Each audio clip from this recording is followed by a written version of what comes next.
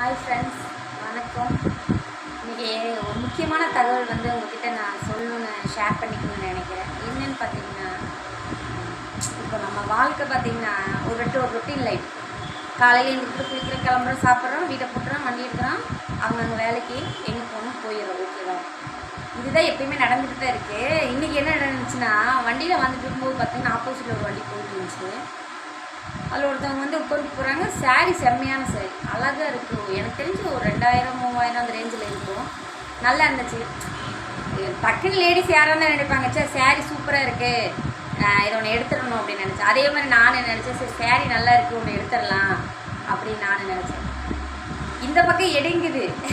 அதுக்கப்புறம் இந்த பக்கம் மூளை என்ன சொல்லுது, எப்படி எடுப்பேன், 1ஆந்தேதிலேருந்து 10ஆந்தேதிலேருந்து இஎம்ஐ இருக்குது, வாடகை கட்டணும், கரண்ட் பில் கட்டணும், ஃபீஸை கட்டணும், அது மாதிரி 1008 கமிட்மெண்ட் நம்மளுக்கு இருக்குது. ஆனால் நம்ம லைஃப் எப்படின்னா, எந்திரிக்கிறதுல இருந்து டெய்லி அதே வேலையே போயிட்டே இருக்குது. சம்பாதிக்கிறோம், அந்த செலவு பார்க்குறோம், வைக்கிறோம். ஆனால் இதில் ஒன்றும் மிச்சம் பண்ணி இருக்குமான்னு பார்த்தீங்கன்னா தெரியல. சரிங்களா?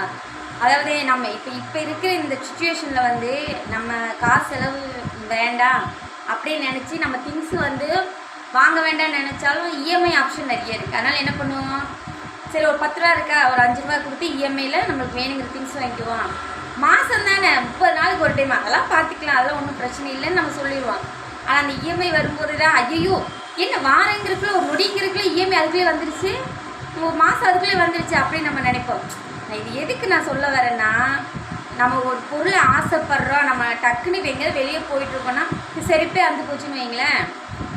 நம்மளை ஒரு 50 ரூபா செருப்பாக இருக்கட்டும், ஒரு 500 ரூபா செருப்பாக இருக்கட்டும், டக்குன்னு நம்ம வாங்கணும்னு யோசனை பண்ணோம்னா டக்குன்னு காசு எடுத்து கொடுத்து வாங்கிடணும். அப்படி நம்ம வாங்கலை அப்படின்னு நினச்சோன்னா நம்ம வாழ்க்கை இன்னும் மேடு ஏறலைன்னு அர்த்தம். நம்ம அதாவது வேலைக்கு போகிறோம், சம்பாதிக்கிறோம், சாப்பிட்றோம், கடன் அடைக்கிறோம், இதே வேலையாக போயிட்டுருக்கு. ஏன்னா நீ முன்னேறல, அதுக்கு உண்டான வேலையை நீ பாருன்னு சொல்லி நம்ம மோட்டிவேஷனை எடுத்துக்கணும். இதை அவங்ககிட்ட சொல்லணும்னு நினச்சேன். இது நான் சொன்னது சரியாக தப்பாங்கிறது எனக்கு கமெண்ட்ஸில் சொல்லுங்கள். தேங்க்யூ.